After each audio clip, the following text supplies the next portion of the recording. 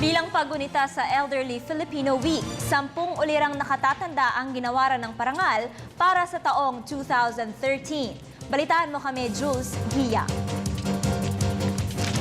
Sa huling araw ng linggo ng nakatatandang Filipino ay sinagawa ang 10 ulirang nakatatanda 2013 sa San Beda College. Ito ay sa pangunguna ng Department of Social Welfare and Development, Coalition of Services of the Elderly Incorporated at mga kasamang ahensya.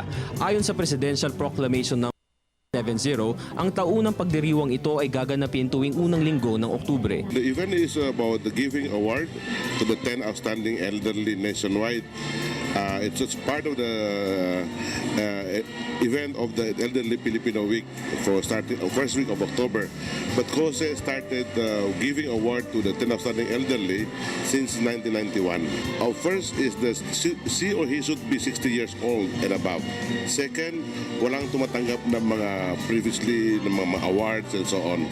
And third, she or he spends most of his life or he is still spending most of his time rendering service to the members of the community. Layunin ng aktibidad na ito na bigyan ng karangalan ng mga nakatatanda na nakapagdulot ng mabuting epekto sa kani-kanilang mga komunidad.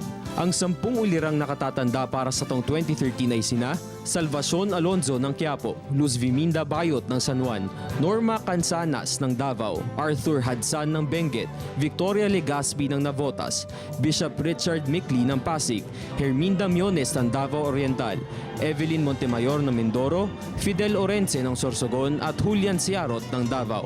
Mga ginawa buti sa mga kapwa ko tao, nagtulong ako sa kabataan ng pagturo na malapit sa Panginoon. At tapos, yung mahihirap, tutulungan ko. Kahit na wala akong pera, manghingi ako ng pera para ikutulong ko sa kanila. Especially yung mga bata na may sakit. Dalhin ko doon sa ospital. Pag wala silang mabayad, ako ang magpunta sa munisipyo at maghingi ng tulong para makalabas sila sa hospital. Sa pagdaan ng bawat araw, lahat tayo ay tumatanda. Ito ang panawagan sa atin na gamitin ang bawat araw upang mas maging mabuti sa kapwa at makapagdulot ng kaunlaran sa ating mga komunidad.